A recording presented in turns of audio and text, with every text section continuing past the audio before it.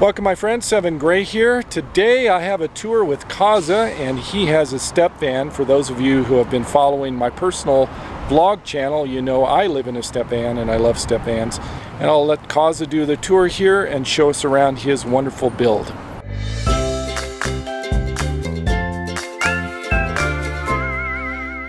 Yeah, this is a 1999 Freightliner MT45. It was a FedEx fleet vehicle, and they sold it off at an auction, and some used car dealership bought it. I bought it from the dealership at 150-ish thousand miles.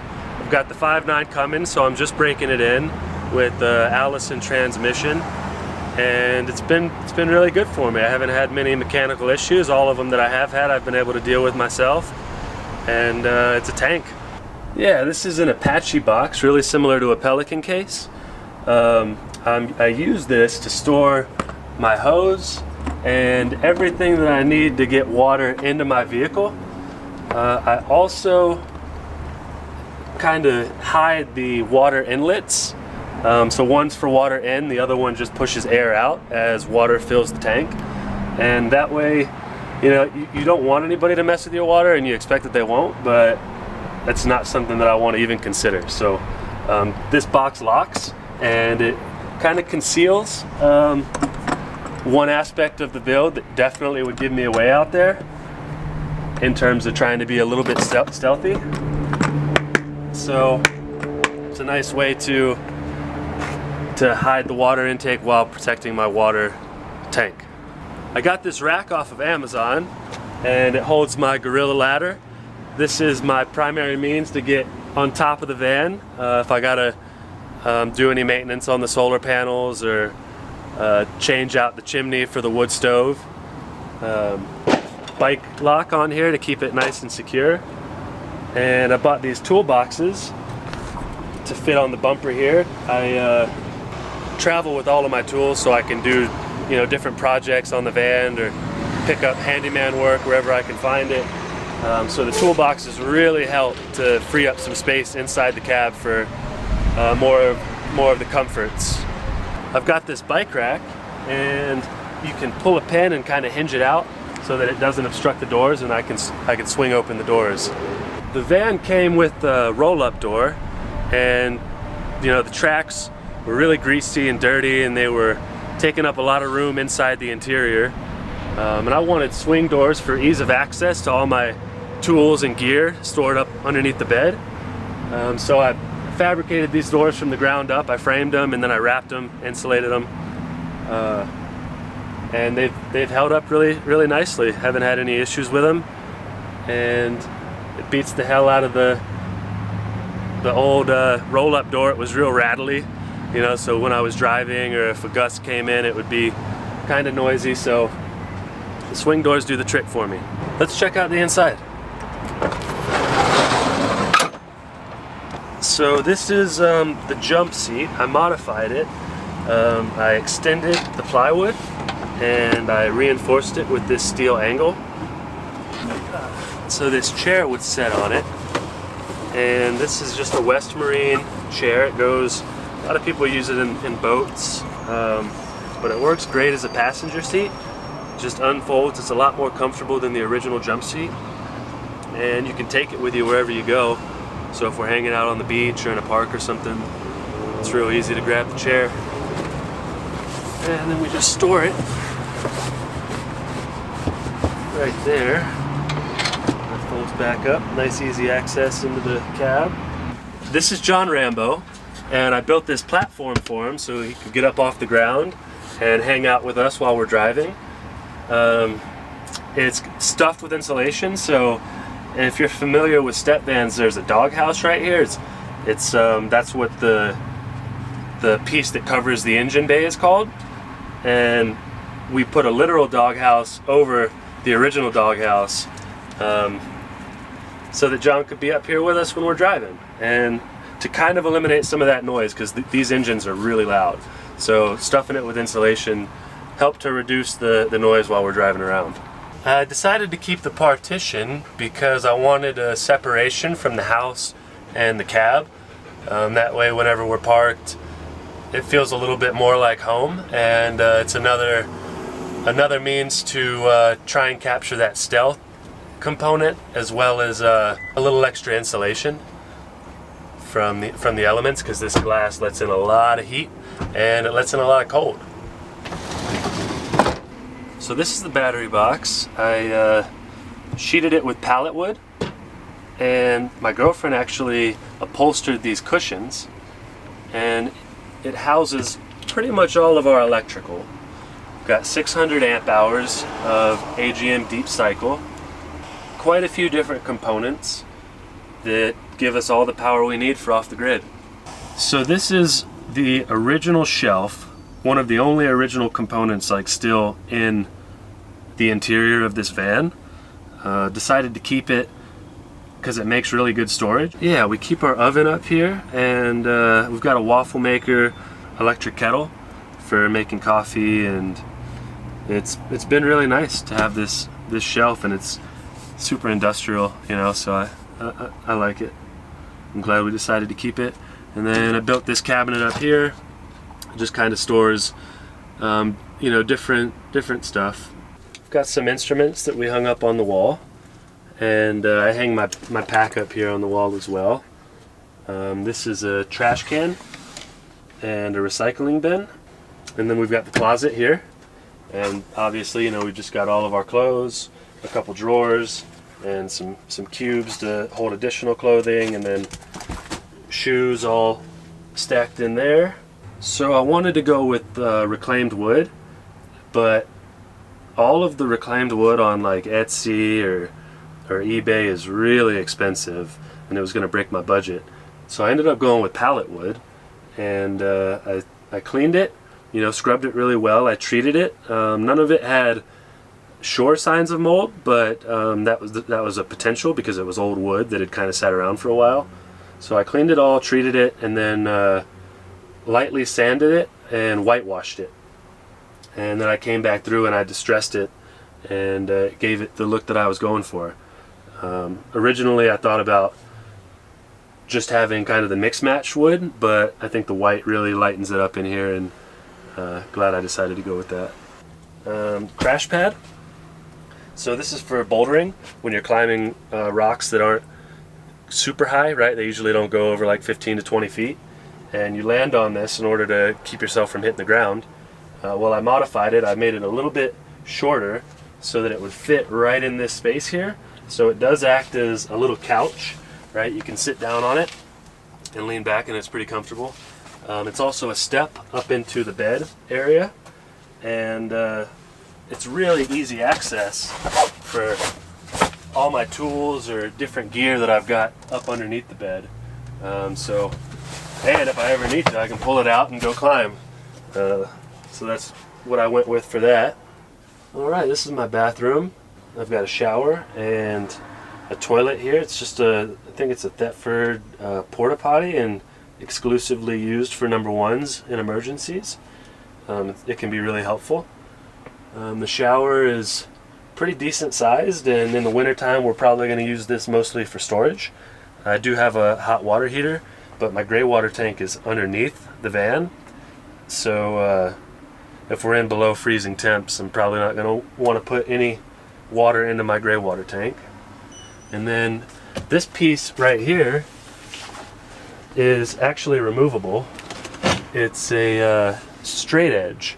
So I travel with all of my tools. I've got my sawhorses mounted up underneath the vehicle, and I've got a mobile table that I can set up. So this is a straight edge for making you know, cuts if I need to make one in a pinch. I've got a means to make it super straight, and it just pops right back in. This bathroom wall, I actually used the framing as a pantry. So I extended it out with a little bit of plywood, and I added some aluminum to the edges. And this houses you know, different foods. And my girlfriend made these nets, and they hold all of our stuff in while we travel. So huge shout out to Lexi, because these are very helpful.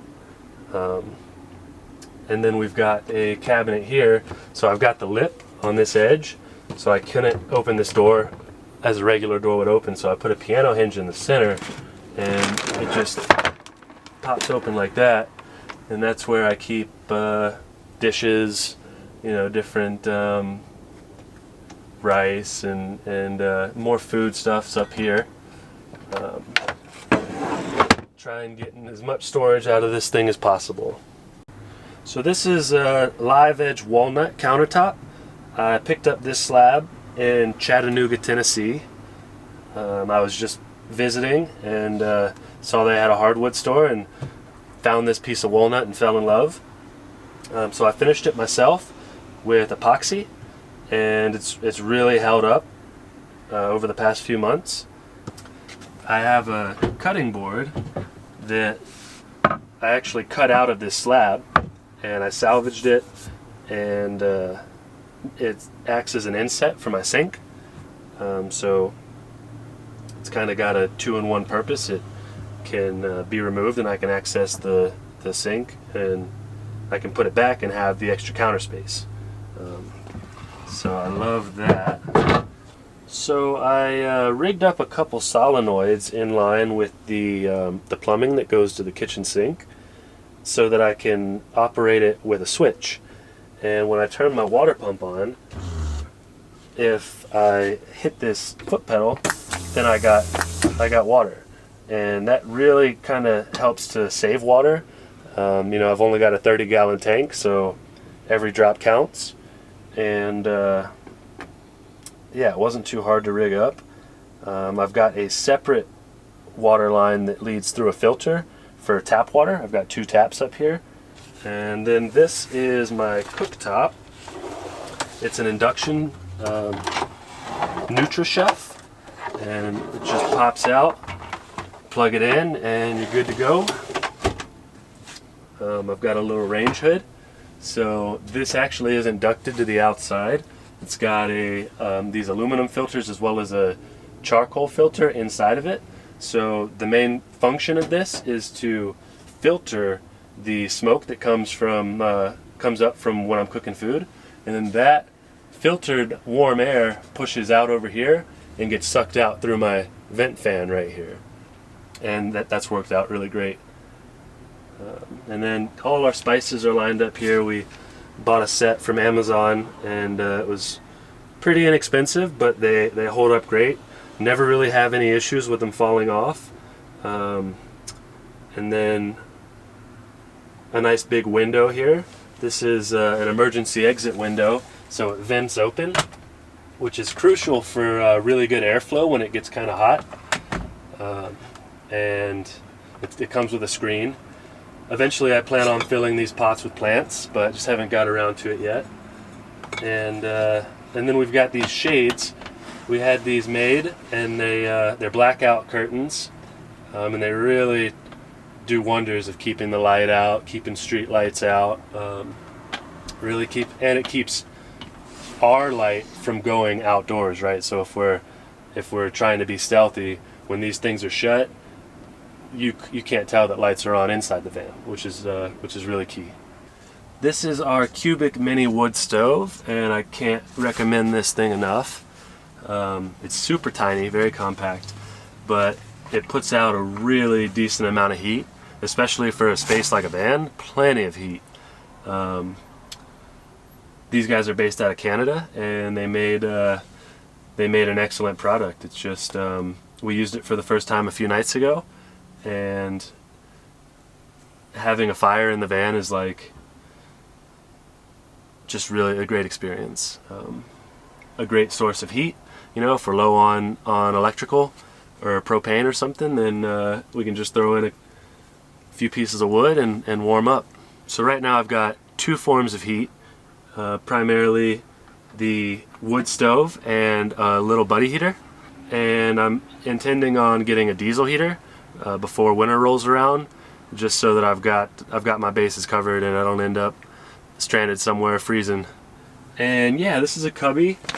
I built this to just kind of hold all of our pillows and blankets, and we've got some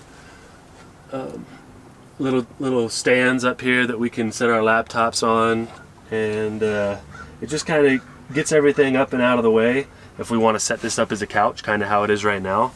A little bit of extra storage, and it's high enough that it doesn't really interfere with our feet or anything while we're sleeping. And in the back I've got a bookshelf.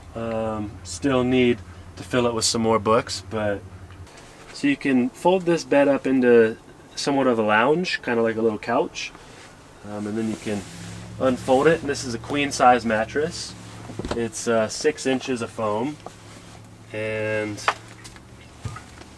it's really comfy, no complaints. So did the tongue and groove cedar. My dad helped me out with that one. We installed all of the boards, and then I got these puck lights in there, and that really helps to lighten the place up. I trimmed everything out with walnut, so as the ceiling transitions into the wall, it's got a little piece of walnut to kind of bring it into the pallet wood. Thank you, Caza, for the tour today of your step van. I absolutely love step vans, and what you've done here is absolutely phenomenal. Love the interior build, and I'm envious of your skills. From what I understand from what you said, you've got some handyman skills, and you're actually trying to promote that as you're living nomadically on the road. You want to tell us about that? Yeah, totally. So I've got all my tools with me here in the van, and if someone is in need and we're kind of close by, then we're totally willing to come by and lend a hand. So if you want to get in touch with Caza and have him help you out with your project and do some stuff like you see here, there'll be links below in the description, so you can just check out there and link off to his contact information to get a hold of him, and hopefully you guys can get connected and work something out. Well, that's all I have for this tour. Thank you so much for watching. Really appreciate it, Caza. Thank you once again for the tour. Savor the moment, and I'll see you in another tour video.